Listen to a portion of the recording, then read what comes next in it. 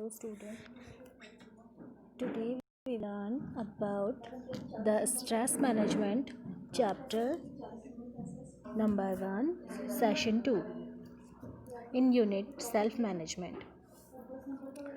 Student, you understand what is stress? In our lives, when we encounter a situation that challenges us, our body and mind reacts certain way as a response. This response sometimes help us get past those events and come out a victor. But sometimes this response affects us adversely. This is called stress. तो this is the definition of stress कि जब भी हम कोई challenging situation हमारे जीवन में आती है तो हमारी बॉडी और हमारा माइंड उस पर रिएक्ट करता है और उस पर रिस्पॉन्स करता है। तो ऐसी सिचुएशंस में जब भी हमारे पास ऐसी सिचुएशन आती है तो जो रिस्पॉन्ड आता है तो वो रिस्पॉन्ड कई बार हमें हमारी वो इवेंट को से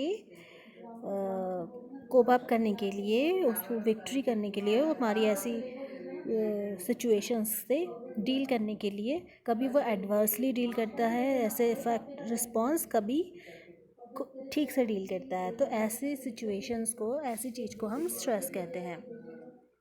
most people think that stress is a negative word, but stress हमेशा नेगेटिव नहीं होता। कभी गुड स्ट्रेस भी होता है, कभी बैड स्ट्रेस भी होता है। गुड स्ट्रेस कैसे होता है? Good stress the limited quantity of stress that help one keep focused and motivated to do something. मतलब जो अगर लिमिटेड क्वांटिटी का स्ट्रेस है तो वो क्या करता है, हमें मोटिवेट करता है किसी चीज़ पर फोकस होने के लिए या कोई काम को करने के लिए। For example, you have to welcome all the delegates in the conference.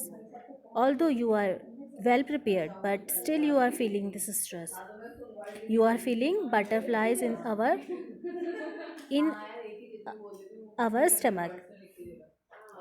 This stress motivate you to rehearse for the speech. Once on stage, you speak confidently and clearly and make your teacher proud. So a stress that remains there for a little time and motivates you to strive harder and do well is called good stress. ऐसा ही good stress आपका exam के time पर भी होता है कि आपको सब कुछ आता है फिर भी आपको पेपर के लिए स्ट्रेस होता है,